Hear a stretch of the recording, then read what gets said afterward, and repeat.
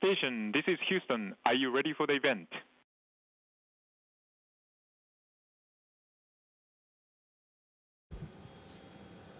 Houston, this is Station. I am ready. Cranfield University, this is Mission Control Houston. University, this is Mission Control Houston.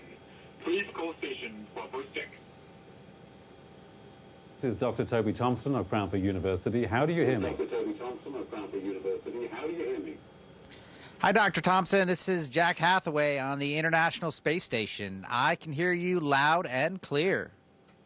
Jack, it's amazing to have you with us. Expedition 74 flight engineer, Jack Hathaway, MSc in Flight Dynamics, 2015 here at Cranfield University. Hopefully you remember Cranfield University. Yes, I had a great time at Cranfield University. It was such a wonderful experience. I'm proud to be an alumni and representing you guys up here.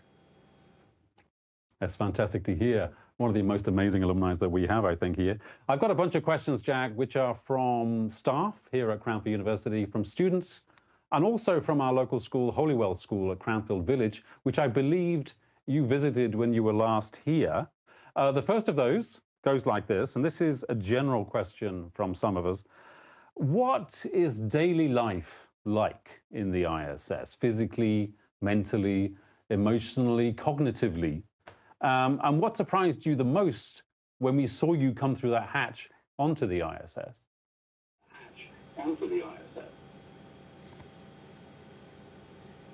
Daily life here on the International Space Station is interesting. It's exciting. It's always changing. There's so many different things that we end up doing every day.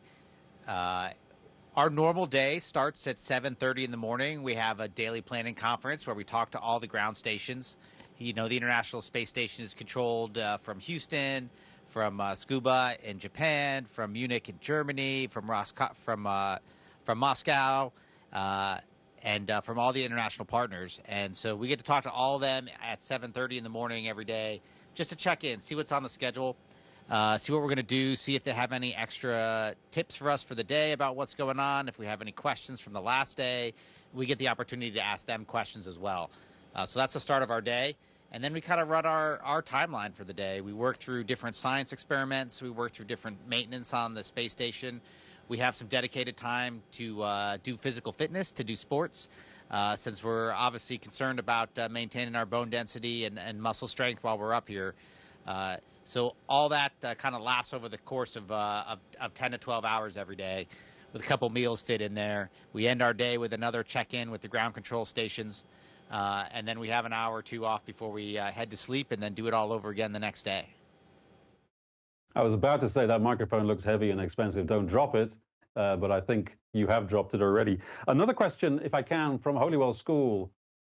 Look at that, it's amazing. We're going to get you to do a somersault later on. This one is from Sanvir in Holywell School. And Sanvir is asking about your journey up. How long does the journey into space take? And is it scary? Great question, Sanvir. Great question, Sanvir. That's a great question, and I'm excited to hear from the students at Holywell. I really enjoyed my time visiting them last time I was in Cranfield, and I'm excited that they've got questions here for me today. So let me break up the question. We take a rocket to space. We're on a SpaceX Falcon 9 rocket with a Dragon capsule that sits on top of it, and we launch from the Cape Canaveral launch facility on the southeast coast of the United States. It takes that rocket 8.5 minutes, only 8.5 minutes, to put our capsule into orbit. Once we're safely in orbit, we make sure the capsule's working out fine, all the systems are checked out, and then we get set up for our rendezvous. It kind of depends on the exact day. The orbital mechanics of how the capsule will rendezvous with the space station are complicated, and they change day by day. For us on our mission, when we arrived last week, it was 34 hours. So it took us 8.5 minutes to get into orbit, and then it took us 34.5 hours to do the rendezvous with the space station. In that 34 hours, we're inside of our capsule, which is the size of a small room, the four of us inside of it, and we eat and sleep and do a little bit of science on our rendezvous to the International Space Station. And then we're here. and we're ready for our about 8-month mission here on Expedition 74 and 75. For Samfier's benefit, when you came through that hatch and we saw you do that, what did it smell like? I've heard a lot of things that the space station kind of has a different smell. Honestly, I didn't really notice anything. In the first few minutes, there's as you can imagine, there's a lot of input to the brain. Being in zero gravity, being in this much larger space, I can't actually remember what it smelled like. But one of my first impressions was the orientation of which way was up inside the space station. As you can see, our capsules are kind of oriented. We have an overhead, and we have a port and a starboard and a deck, and we kind of treat it as up and down, kind of like we would on Earth. But when I arrive on space station, our capsule docked to what we call the zenith port, and zenith is another word for the top. So the zenith port on top of space station is above space station in reference to Earth. So Earth, space station, and then our docking port was above it. And we docked kind of upside down. So the top of our capsule attaches to space station. So as I came out of the capsule and flew down, I came down heads down, but I was facing kind of like to the left, not quite lined up like I expected to see what the main area looked like. And so I was upside down and turned left and right, and I was like, man, I don't know which way is up right now. I'm kind of floating. This is crazy. So it was a pretty surreal experience the first couple minutes, just trying to get my bearings about what's going on and which way to look at. But fortunately, and one of the great things about space travel, we've had humans on board the space station for 25 continuous years now. So there's many students that are at Cranfield now that have been, for every year that they've been alive, there have been humans orbiting the Earth inside the space station. And of those humans, they're all just incredible people. And so they take you in your hands when you first come into the space station, and they say, all right, you stand here, you move this way, let me help you out. I remember what it was like in my first 5 minutes, and they really take care of you. So that's just such a wonderful experience. Yeah, you're no longer a rookie. This next one is from Linda Bell, Maria Race, Aviation Safety Management and MSc Astronautics. The ISS, as you know, orbits the Earth every 90 minutes. Meaning repeated sunrises and sunsets. How does that rhythm, living in microgravity, affect you physically and cognitively? You're showing off now. Yeah, I've got my remove before flight Cranfield University tag with me. Oh yes. So I knew you guys would appreciate that. We do. I just have that floating right there. We do appreciate that. The day and night cycles. Yeah, that's kind of an interesting question. There are definitely windows on the space station here, and some of them are absolutely incredible. But they're not everywhere, and they're not in every module, and they're not always open. So we don't necessarily see the sun orbits happening, the day-night cycles happening as we go around the Earth. At the rate that you mentioned, right? We have a full orbit every 90 minutes, so the sun sets or rises every 45 minutes. You have to go to a window and see that, and which is easy to do, and also a lot of fun. And sometimes it's interesting. You float into one of the compartments that has the window open, and it's like 7:30 or 8 o'clock at night, and you're getting ready for bed, but there's just beautiful, bright sunlight just streaming in. And you're just like, oh, I guess it's a day pass. And you take a few minutes and you go check out that window and you see what's floating underneath you. It's pretty awesome. You're playing it down, but it sounds amazing, Jack. This next question is from John Thrower, a staff member here and colleague at Cranfield. In an environment where literally every action matters, how do you maintain decision-making sharpness and an awareness of risk?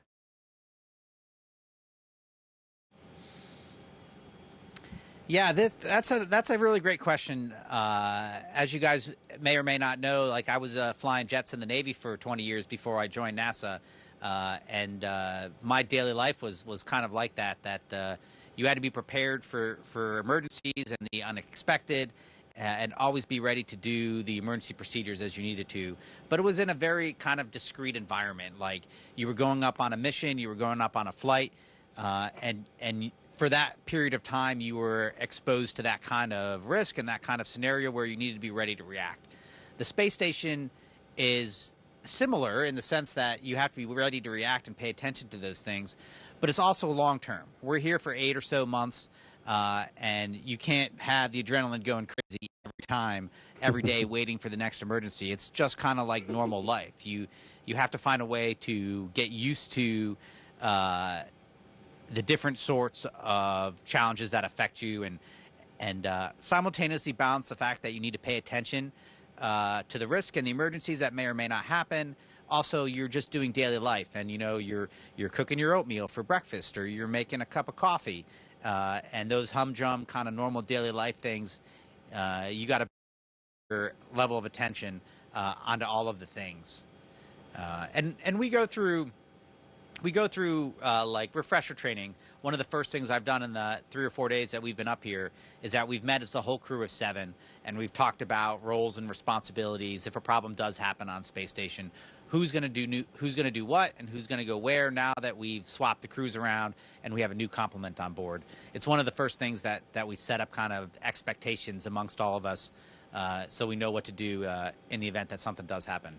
And also, I'd be remiss not to mention the fact that we have thousands, if not tens of thousands of people on the ground in mission control, ready to support us and help us out, and we rely heavily on them. Space Station could not run without all those people around the world, on the globe, every day, that are working to get our schedule set and make sure everything's in order, checking all the telemetry of the systems, and doing all the things that we don't necessarily have the time or the scope to do.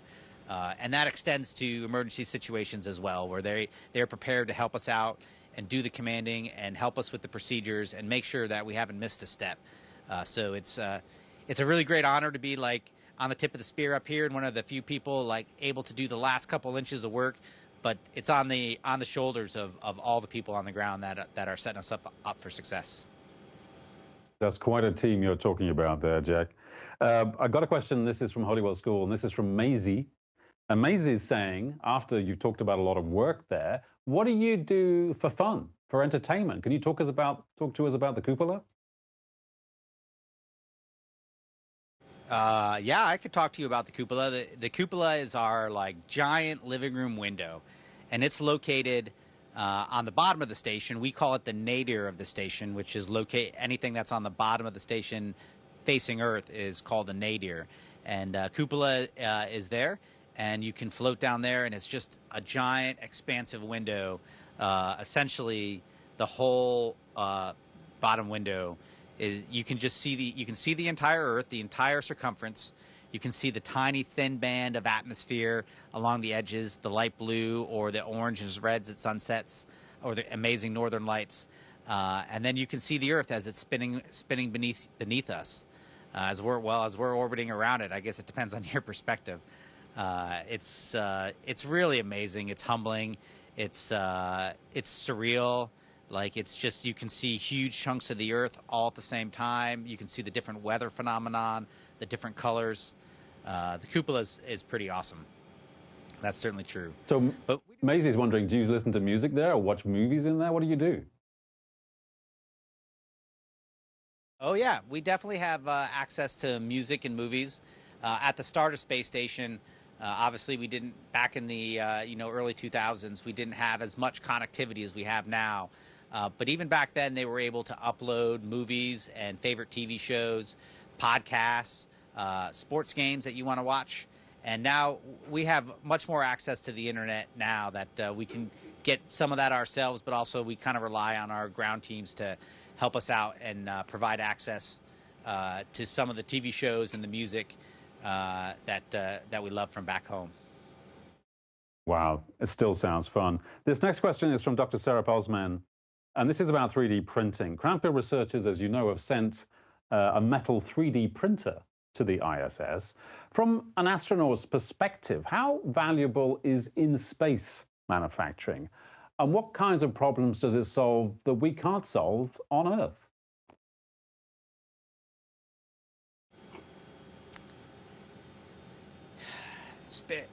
In space manufacturing, 3D manufacturing is going to be a great boon to space travel.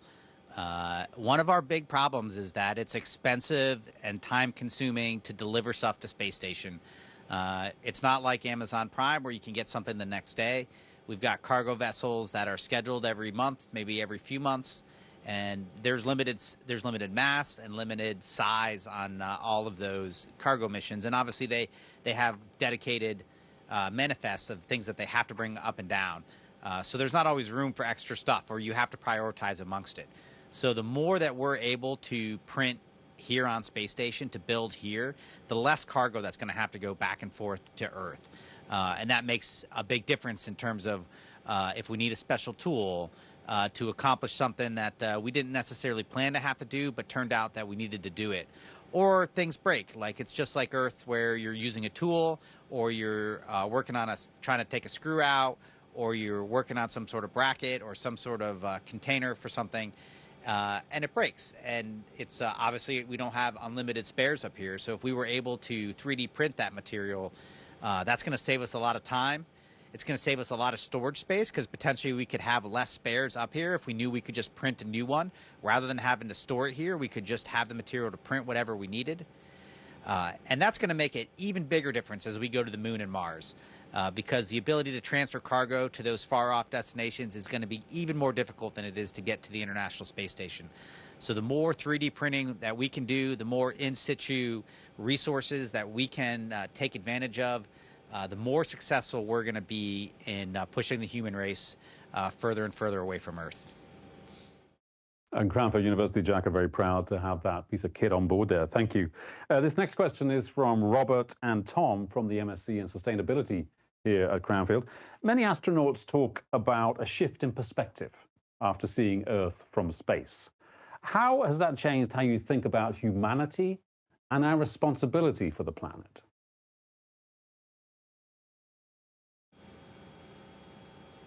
Yeah, that's a powerful powerful thought. It's really an incredible experience getting the opportunity to come here and work as an astronaut.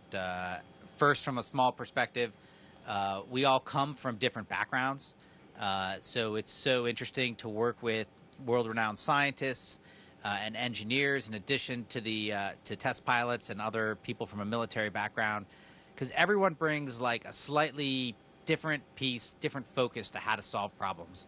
And having the opportunity to learn from everyone and see how they see problems and see how they can solve problems just expands your own ability to accept differences, to look at problems differently, to achieve goals in a different or more combined way. And I think once we get to space station, we see that on a global scale. That we see how many people around the world it takes to make this mission happen. And then every day while we're up here, we get to look down at the Earth and see how interconnected it is, see how tenuous the atmosphere band around the Earth is, to see how all the weather phenomenon just moves all around the world. There isn't just one place that can just be all by itself. We're all interconnected, and that's no more clear than it is when you look out the cupola window up here. So you do get a sense that as a species we're just more connected amongst ourselves and to the planet than you can really experience in a day-to-day life back home. Thank you, Jack. One last question. This one from Holywell School. And this is from Ava. Nice one, Ava. This is about coming back to Earth. When you do come back, do you have to do some sort of decompression? Ava's asking. Compression, Ava's asking. Thanks, Ava. That's a great question.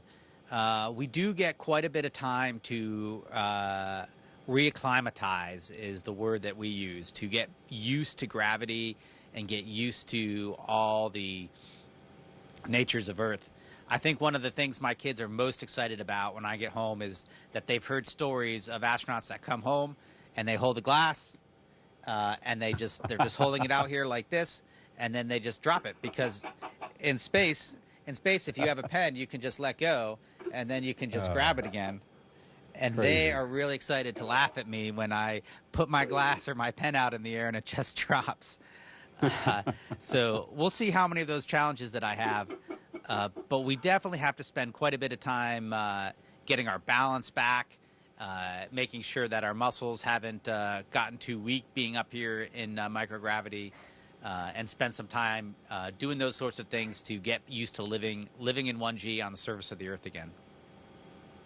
That's incredible. No more questions, Jack. I don't know if you can do me a Usain Bolt jump or a hula hoop, but it'd be wonderful to see some microgravity demonstration. I can do something like that. Let me put my microphone over here so I don't knock it. Here we go. Do a cartwheel for you first. Wait, look at that. There, you're showing off. Yeah, that's just AI generated, right?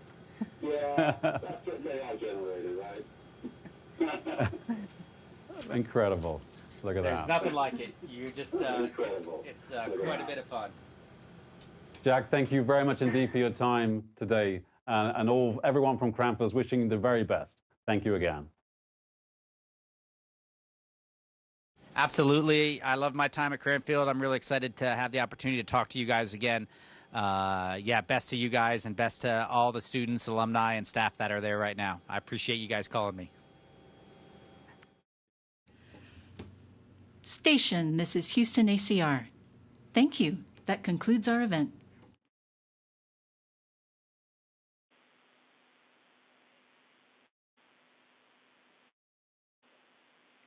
Thank you to all participants. Station, we are now resuming operational audio communications.